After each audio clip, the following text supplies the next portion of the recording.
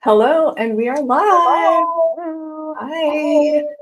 Hi, everyone. This is Julia Hawley here, host of CityClips Live, and we focus on business and tech and all the amazing people in our community. And what makes Tallahassee a great community is the nonprofit community. So I'm really excited to have one of my first guests, Tammy Pulsifer of Safe Families for Children, to highlight. For me, I selected as Nonprofit of the Month. So yeah, thank you so much for joining me today on my episode. Thank you for having me. We're pretty much getting close to the 80th episode. I can't quite, don't quote me on that, but it's around there. So I want to briefly mention a short intro, and then of course we'll talk about your story. Tammy Pulsifer is Director of Engagement of Safe Families for Children in North Florida, based in Tallahassee. She's active in the nonprofit and fundraising sector, working to support families in crisis and mobilize community resources for children and parents in need. In addition to her work with Safe Families, she is known for her involvement in church and youth leadership, and she's dedicated to philanthropy and community service. Tammy is recognized for her creativity, warmth, and generosity, both in her professional endeavors and her volunteer work. So thank you for joining today. So I'd love to jump into my first question, which is, this is how we first met, right? We met through mutual friends. Shout out to Jessica Duncan, who is a go-getter and really loves to rally the community together, especially women. And I knew you as the 31 bags lady. Yes, and you said you ran them for 18 years. Yes. Yeah. That was, I feel like, a lifetime ago. Yeah. And that is very entrepreneurial, and you have an entrepreneurial husband. So just a very entrepreneurial spirit. So what made you decide to go into the nonprofit world? It was actually my connection to 31. So it's a former direct sales business. I say former because they closed in 2024. But during my 18 years with them, they got me involved with, they really encouraged the consultants to become involved locally. And I'm actually, coincidentally, sitting in the Ronald McDonald House, which is where I got started. I had gotten involved with our local house in memory of my best friend from high school. Her son had died of cancer at the age of 3.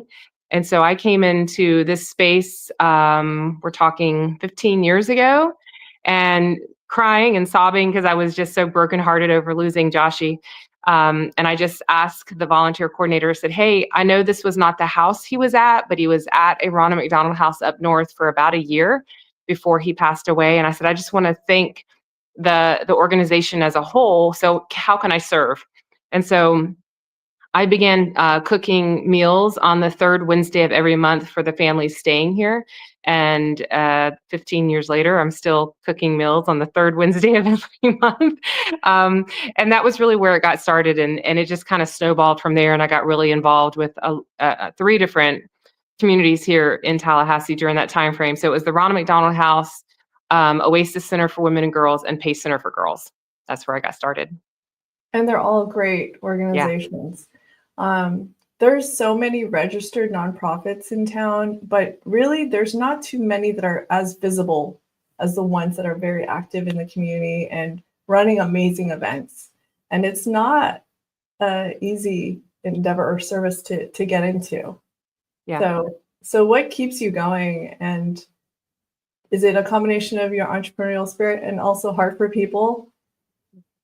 Well, there's actually a few parts to that. First of all was my parents' own example to me growing up. My parents were foreign missionaries, actually. So we traveled the world, and wherever we were living, my dad would move us into the community we were serving. So a lot of times my neighbors were the poorest communities. So I kind of grew up with that idea of we are going to serve our neighbors. And so, strangers at our dinner table, or people coming over, or going to people that needed us the most. And so my dad and my mom were really great examples of that. So that was my childhood. And then going into my adulthood, I thought I wanted to be in some other country serving in missions. I wanted to go work at an orphanage or something. But long story short, 1998, out of college, I ended up in Tallahassee to teach. And so after becoming a stay-at-home mom and then Joshy. So at the beginning, sorry, that's the doorbell at the Ronald McDonald House. At the beginning, my drive was I had made a promise to my friend Nadine after Joshua died that for the rest of my life, I would speak Joshy's name. Like I would serve in his honor. I would do things in his honor, find ways to remember. Because that's, I think, the hardest part about losing a child is, your grief is forever and people move on and they forget. And so I was like, I don't want anyone to forget Joshy. He was the coolest little kid in the world. And so that was my first motivation in just continuing to serve. But then, fast forward to Safe Families. My motivation there is, first of all, my faith. I believe that it's the greatest commission that Jesus said, and that was to take care of the widows and the orphans. And, it is the example of true religion. But my motivation though is I feel like if not me, then who? So somebody has to, and I can't sit back and not do it. And so once your eyes are open to the need, it's really hard to pretend you didn't see it. And that's the motivation that continues to push me is I see the need in our city. And so not only do I want to keep serving, but I want to keep drawing our community in to see the need for themselves. Because really, honestly, it's a really hard thing to do to unsee when somebody needs you. So yeah, and I was really impressed with the event that you invited me to. I'm really glad you did, because I didn't realize how much of an impact Safe Families for Children was making locally. And I have, some quick statistics. It looks like, I believe, well, I'll just go ahead and say, in 2003, Safe Families for Children movement began in Chicago. It's a nationwide organization, right? Yes. And your chapter is representing North Florida, serving from here on to Pensacola. Yes. You can correct me if I'm wrong. Yeah. And then since then, you've nearly placed or helped place 7,000 children into 1,400 host family homes. Yeah. And you currently have more than 1,000 host families opening their homes to more than 1,000 children each year. 75% of children are placed under the age of 6 years old. Those are impressive numbers, and that's a lot of work. Yeah. And when people hear the placing or children being hosted, I always try to make sure people understand we are not foster care. Our goal is to keep the family unit together. So ours is not fostering, it's respite care. So if a mom or a dad need a break, or there's something going on, or there's a health crisis, or insecure housing, something where they just need a space for their children to be safe, we want to provide that while keeping the family unit intact, and that mom and dad never have to fear an agency coming in and taking their rights as a parent. That's really important to us, because there's a lot of trauma that surrounds a child being separated from a mom or a dad, even for a weekend, if it's not necessary. So, that hosting that we do is really respite and love, and just like going to a safe grandmother's house or an aunt that you love. We love the foster care system, and yes, it's very important, but I was just reading a statistic yesterday that in, I think it was 2023, 7,000 children went into foster care just because of poverty. And that's not how reason for separating a family. Yeah. I was really impressed by the testimony of that. What the one, I think, was a mom of 7. Yes. Jordan, she's amazing. Talk about a really amazing story, how much resilience. But she obviously attributed all of that. She wouldn't have made it through her tough challenges if it weren't for Safe Families for Children. Right. And I'm sure there's many stories and examples like that. So how long have you been with Safe Families for Children? I was a volunteer first. So I came on in 2021 as a volunteer because Ronald McDonald House and Pace and all the places were closed. They had to be. But Safe Families was not closed because we don't really work out of offices. We work one-on-one with people. So I was like, well, I need something to to fill that space that allows me to know that I'm caring for people in our community. So I came on as a volunteer, and then about a year into I think it was right at a year into volunteering, they called and asked if I would come on staff. So I've been on staff for almost 3 years. Wow. And I mean, if it weren't for you, I wouldn't have heard of it. Yeah. But it is a big organization, and I know you have some things coming up, right? You mentioned there's something that you'd like to share related Yes. to Yeah. Maryland Oaks Crossing. So one of the way that Safe Families operates is through something called protective factors. And within those protective factors are the different ways that we can support and help a mom or dad or a couple to strengthen the family unit. A lot of it involves community and resilience and helping families get from point A to point B and not cycling, constantly through homelessness and job insecurity. We want to help them get off of that cycle. And so one of those things is a very hot topic everybody knows about, and that is affordable housing. It's just every city in America is dealing with it. And so there is one amazing organization called Good News Network. We partner with a lot of great organizations, but Good News Network is doing an incredible job. And one of the branches or arms of the Good News Network is the Maryland Oaks Crossing, which is really our only transitional affordable housing in Tallahassee.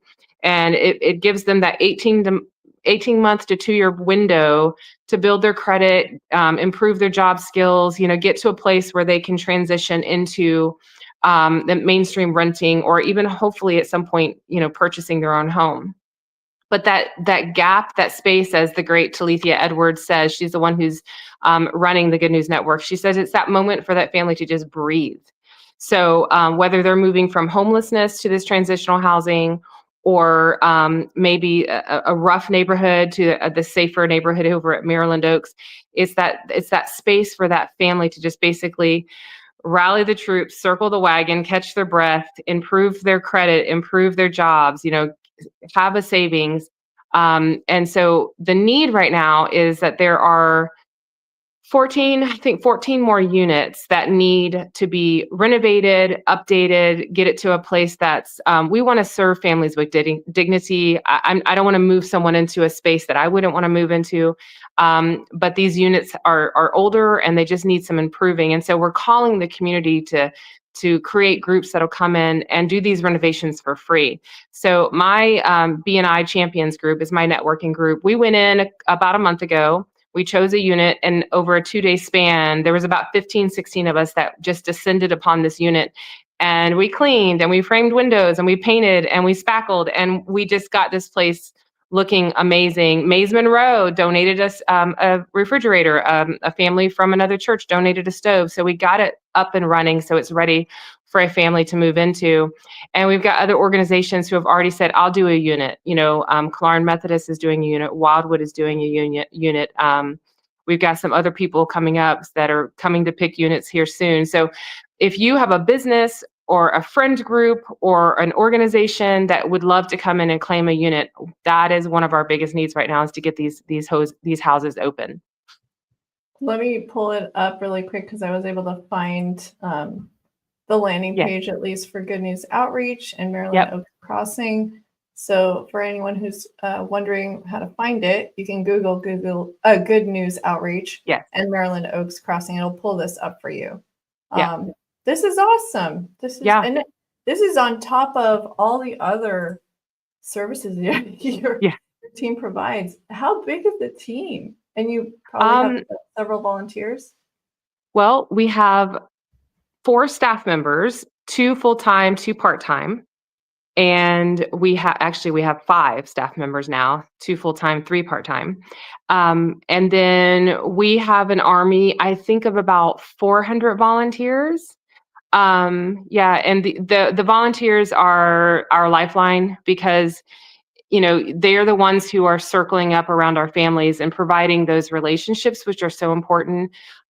When you have a family facing a crisis alone, the difference between walking through that crisis alone and walking through that crisis with someone on either side of you saying you're not alone is game changing. To have that mental space of knowing I can call this man, I can call this woman, I can call this family, and they're there for me. They're there to emotionally support me. And those are our volunteers. They're the ones who are moving the dials in all of these families' lives, especially our host families who give those mom and dads respite care. Letting those kiddos have a soft space to land while moms and dads are figuring out housing or figuring out new jobs, or if a mom needs to go into the hospital to have a baby, letting her kids have a safe space to be. And this prevents so much neglect and child abuse because the kids are safe while the parents are dealing with life. Wow, that's amazing. And I think I remember you mentioned that really it's anyone who needs that extra care. Like every parent might be going through some hardship, but it's not, people might have a concept it's only a certain type level of income or Right. impoverished, but you Yep. actually are willing for anybody who just needs some We respite. serve nurses, teachers, full-time employees. I don't know Wow. if you've ever heard of the Alice community that's asset limited, income constrained, and employed. There's so many families that are working 1, 2, sometimes 3 jobs. They're doing their best, and just having a community to step into those gaps with you is huge. And so, Yeah. yeah, it's not the what you would think would be fitting into this bracket. It's not what you would imagine. Yeah, and even for example, single parents. Like I remember you had the buckets ready at the event. I love that idea. Yeah. So it was easy for me. I'm like, I know I don't have as much time, but at least I could fill a bucket. Yeah. Just those things can help a lot. And this is amazing. My Yeah. goodness. I was wondering, so when's the next big annual event? I feel like it was just yesterday. I know. So our next annual banquet will be same place, but it'll be February 5th, 2026, back at the FSU Alumni Center. But we have some things coming up between now and then. So June 6th, you can meet us on the Capitol for National Reunification Day. So we're celebrating those moms and dads who have worked hard to get their kiddos back in their homes. And then in September, we've got Phil Stacey coming out and doing a little mini concert. Phil Stacey was on American Idol a few years ago, and him and his daughter have been traveling around America and doing these really amazing concerts to showcase and support safe families. So we've got that coming up in the fall. And I feel like there's one more thing, but my brain will have to remember what that is. But there's Actually, always something coming up. And if you follow Safe Families for Children North Florida on Eventbrite, you can always, because you can get notifications, and you can always follow when events are coming up with us. Yeah, I think I saw, because I'm subscribed to your newsletter, you have quite a bit of events coming up. And let me see. And for those, like, if they want to get involved, do they contact you? And as far as like sponsorships or volunteer work, is it through the website? How do you get involved? There's a few ways. If you follow the Facebook, if you follow Safe Families for Children North Florida, you can send us a message anytime. Obviously, you can reach out to me. It's I don't know where we want to put my email, but it's just tpulsifer@safefamilies.net. So it's just my first letter T and then Pulsifer, which I know is kind of a mouthful, but at safefamilies.net. Or you can text me 850-545-5153. I don't care about giving my number out. So that's awesome. But then if you do go to safefamilies.org, we have safe. So you've got the net and the org. The .org is our local, and the net is our national. But I'm happy to give you all those websites that we can, attach to this at the end if you'd like to. But the fastest way is really just to email me. Yeah, I mean, you're very responsive. You're super fast. Like, excuse me. Got the .org part. Yep. And I want to make sure, like, I have the newsletter pulled up. I want to make sure that I can capture all of that. But yeah, no, thank you so much. And I know you have something coming up at the top of this hour, and I want to be respectful of your time. Is there anything, and I might as well, I can probably open this in a different window, but you have, so your newsletter has everything. The No More Orphans experience. That's right, May 4th. That's actually this Sunday. That will be at Downtown Community Church. That's through the All Pro Dad organization. They're wonderful, working to connect the communities and their title, No More Orphans, basically. And it's a way for you to come in and see all the agencies who are working with families. It's a really neat Oh, experience. wow. So it's Yeah. like a unified effort of all the Yes. different agencies. Yeah. Wow, that's awesome. And it looks like, I mean, you've got a blog. I mean, who is helping you manage all of this? Well, we do have a wonderful state director, and then, of course, my director, Kathy Campbell, is a superwoman. I don't know if she actually sleeps. She does so much. Um, but yeah, she's keeping up with all of that. And then we have, like I said, we have an incredible state director that does amazing things for us. I will say there is one thing I'd like to highlight. So there is a tax credit called the Strong Families Tax Credit. The window usually opens in January. I say usually because if they decide to bump it up, it'll open back up in July. But for the Strong Families Tax Credit, there's a specific group of people that own businesses that own a tax to the state of Florida. It's not through the IRS. If your business is eligible for this tax credit, let's say your business owes $50,000.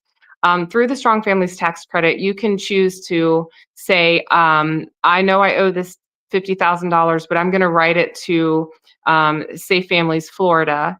And if I pay that $50,000 to Safe Families, then I am considered that a paid tax.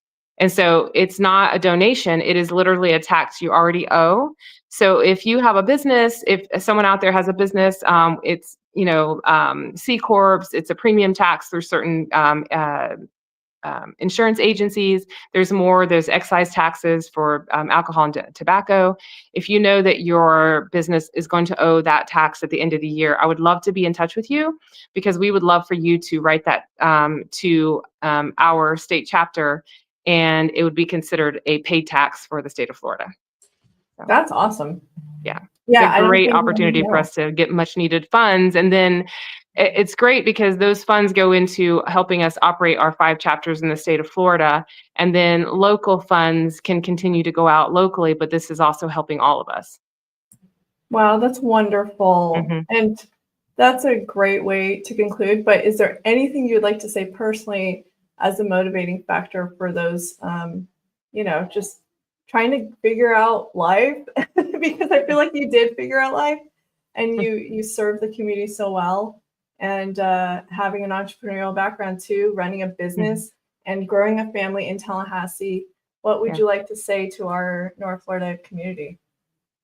I would say don't wait to serve. And I'm not necessarily meaning Safe Families. Yes, we would love to have you come and serve. If you want to be a volunteer, we will help you get started. But I hear a lot, I'm single, I want to do this, I'll serve when I'm married, or now I'm married, I'll serve, after I have kids, and then, oh, I have kids, now I'm going to serve once I'm an empty nester. And if you don't have a mindset where you find somewhere, even if your capacity is an hour a month, serve for that hour a month. Because I can tell you, tomorrow I turn 50 and life goes like that. And so I am so glad that I didn't wait. My very first time serving locally, I had a 6-month-old baby in my lap. And I'm so glad that I didn't wait because my kids have been able to kind of see that life of service, laid out in front of them. And they both have such tender and compassionate hearts because of that. So that would be my biggest thing is just don't wait. Find something that you're passionate about and get started. That's wonderful. Thank you so much, Tammy. You're amazing. I love it. I love it. And I can't wait to hear more about how things are going with you and Safe Families for Children. I'm excited to be involved in some way this coming year too. Let me know if y'all are looking for more donations. Let us help you share information through CityClips. So like I mentioned earlier, hang on just for a few seconds so that I can pull us up and conclude the show. But yes, for those of you who catch this show later, thank you so much for watching. I saw that some actually got to catch this live. Thanks for watching. And I hope to see you guys next time. Thank you.